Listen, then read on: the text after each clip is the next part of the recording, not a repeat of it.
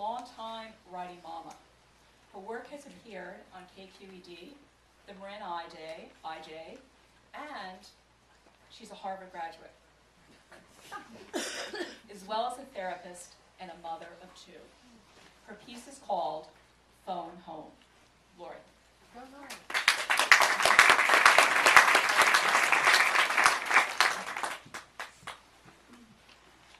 Yours is so funny. Thank you for that. Phone home. E.T. instinctively knew how to relieve stress. Now research confirms that if you reach out and touch someone, preferably mom, you'll feel better. According to a recent study, girls aged 7 to 12 who spoke on the phone with their mothers when upset showed decreases in cortisol, the stress hormone, and increases in oxytocin, the chemical that promotes well-being. Researchers speculate that the benefits also apply to older daughters. But what about the mothers?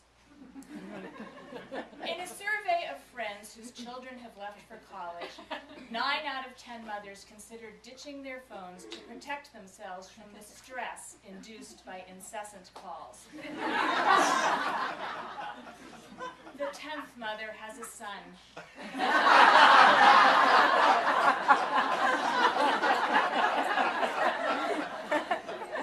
She would gladly accept a collect call from jail just to hear from him. When my laconic daughter Emma went away to college, I initially welcomed her frequent calls. Homesickness made her more communicative. Too communicative, actually. I recalled my friend Pam's exhaustion when her daughter had called constantly to process every upset in her adjustment to campus life. A graph of their mood swings resembled the Dow on Wall Street's most haywire day. After every phone call, her daughter rallied, but Pam crashed.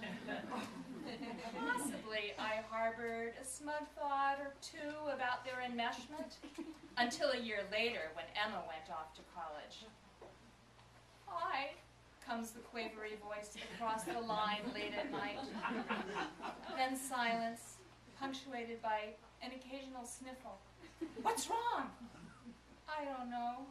It's just that now I'm wide awake, ready to drop everything and board the next plane. What is it, honey? Nothing. Can I come home? Instantly, I repent my smugness.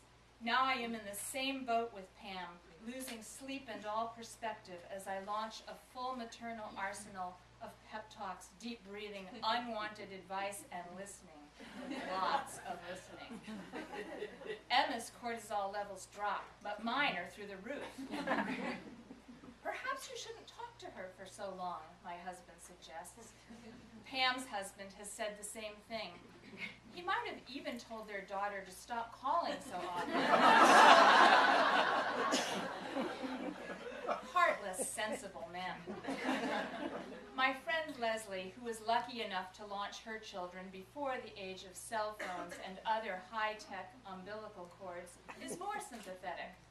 When I mention through clenched teeth my daughter's difficult adjustment, Leslie moans, "Oh, the phone calls," as if it were yesterday. Her daughter is now 35 with girls of her own. If justice prevails, they'll be calling soon enough. And so the seesaw of motherhood continues.